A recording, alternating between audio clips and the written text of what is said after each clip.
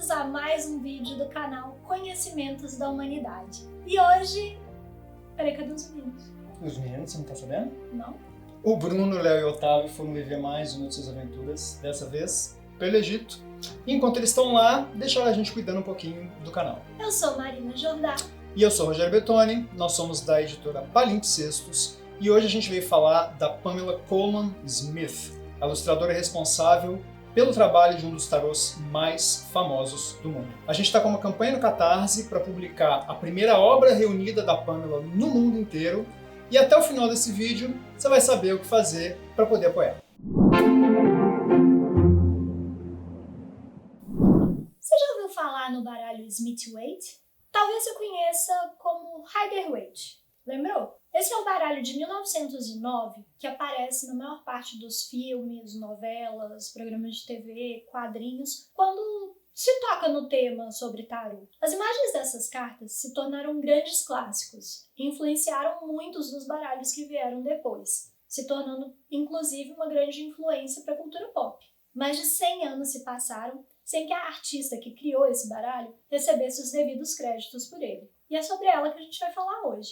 A Pamela pode até ter ilustrado um dos tarôs mais conhecidos do mundo, mas foi seu trabalho como artista que a levou a galerias de Nova York, da Inglaterra, a salões do movimento sufragista, ao renascimento literário irlandês e a conhecer inúmeras celebridades da época do mundo literário, como Bram Stoker, o autor do Drácula, o poeta Yeats e até o filósofo inglês Chesterton, aquele que escreveu O Homem Eterno, Hereges, ortodoxia. Acho, inclusive, que a amizade dela... Aí eu opinando, tá? A amizade dela com o Chesterton pode ter sido de grande influência lá no futuro, quando ela vai se envolver com o catolicismo.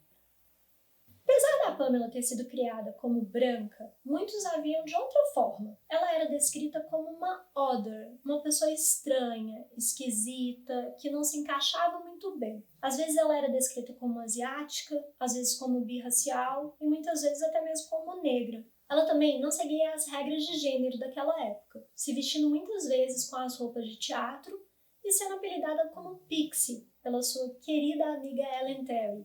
Pixie, que em inglês descreve uma criaturinha do folclore celta de gênero indeterminado.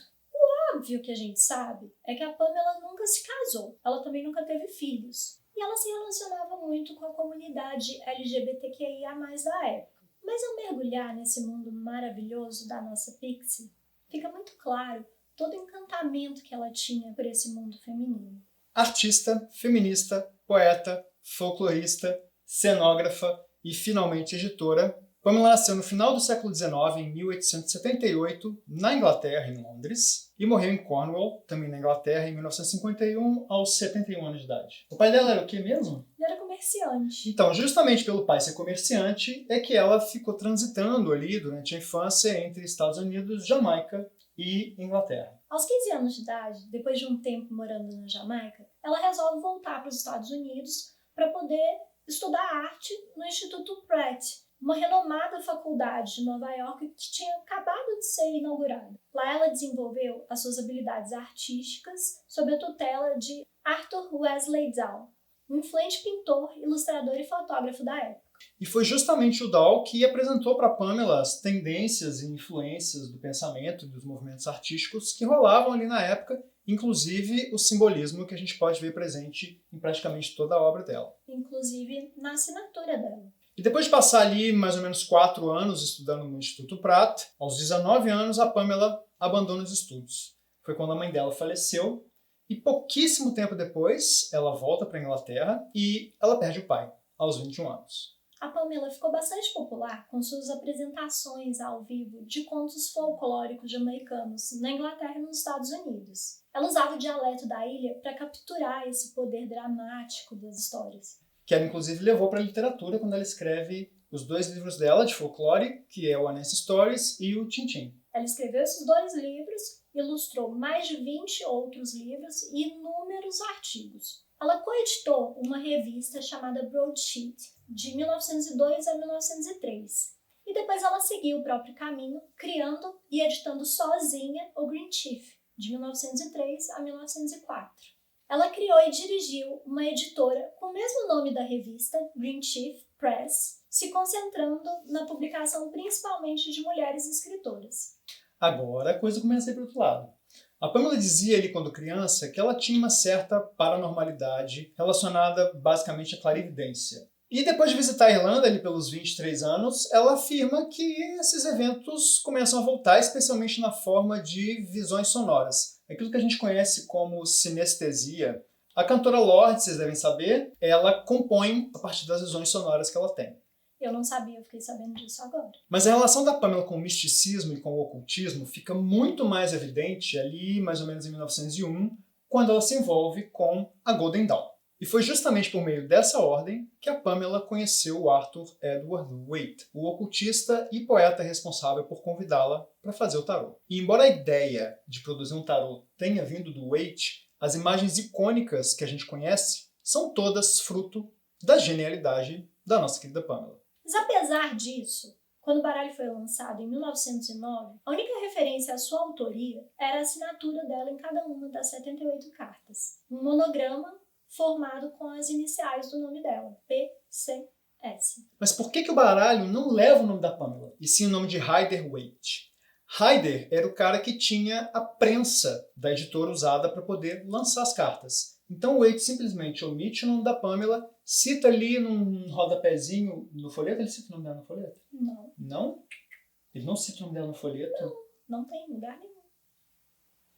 Toshokeini. E aí o tarô passa a ser chamado Rider-Waite. E até hoje, ele é infelizmente mais conhecido por esse nome. Misoginia. No entanto, nos últimos tempos, algumas pessoas começaram a incluir o nome da Pamela e chamar o tarô de Smith-Waite ou até de Smith-Rider-Waite. E quando a Pamela foi contratada para fazer o tarô, recebeu uma mixaria e nunca foi incluída nos direitos autorais. A Pamela também fazia parte do movimento sufragista.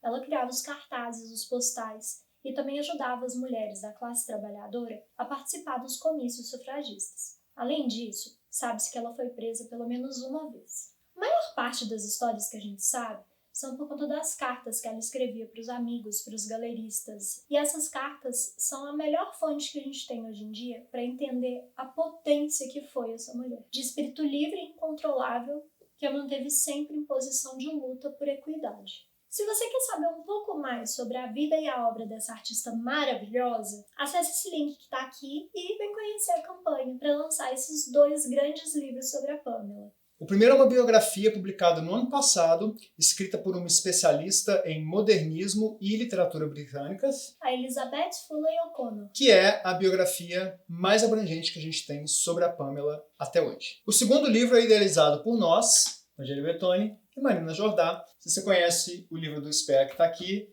você já sabe mais ou menos do que a gente está falando. O livro vai ser dividido em 3 partes. A primeira delas conta com ensaios inéditos sobre a Pamela. A segunda parte, a obra escrita da Pamela. A gente reuniu os 2 livros de folclore, os poemas e os ensaios. E a terceira parte, só ilustração, impressa em couchê, tudo colorido, com grande parte da obra visual da Pamela. E a gente conseguiu reunir uma equipe excelente para fazer esse trabalho. A Mary Kay Greer, que é uma das maiores especialistas no trabalho da Pamela no mundo. e o Aladdin Collar, que foi responsável por reunir todo o trabalho do Green Chief em um único volume. E o livro também conta com ensaios de Da Elisa Riemer e da Paula Mariá, do Nos Outras Tarô, da jornalista e taróloga Zoe de Camares, e também com ensaio dos professores Marcos Keller e Rodrigo Grola. Vocês já devem conhecer porque eles têm um curso bem interessante sobre o tarô da Pamela. E claro, o nosso ensaio. A campanha também conta com várias recompensas que estão incríveis. Tem um tarô exclusivo da campanha, tem essa joia criada pela Lívia Miller, uma toalha para jogar tarô, uma bolsinha para você poder guardar o seu tarô, uma caixa de imagens da Pamela e várias outras coisinhas. A gente infelizmente não consegue mostrar todas as recompensas ainda porque elas estão em fase de execução, mas lá na página você pode conhecer todo esse material incrível e exclusivo da campanha.